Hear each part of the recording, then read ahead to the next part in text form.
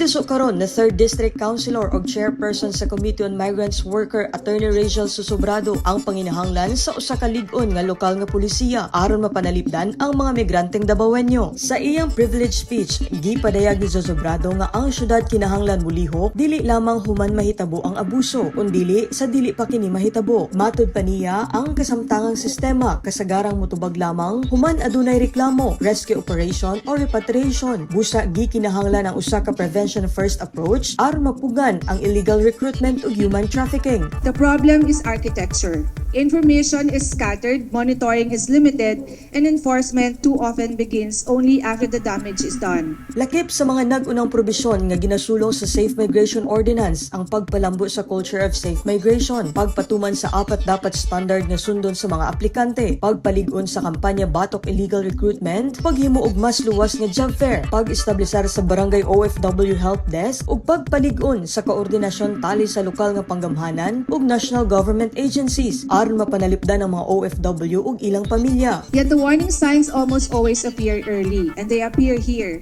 Illegal recruitment does not begin in Riyadh or in Tokyo. It begins at the point of first contact. In a Facebook post, at a job fair, in a small office along our own streets, in a whispered promise to a job seeker from Marilog.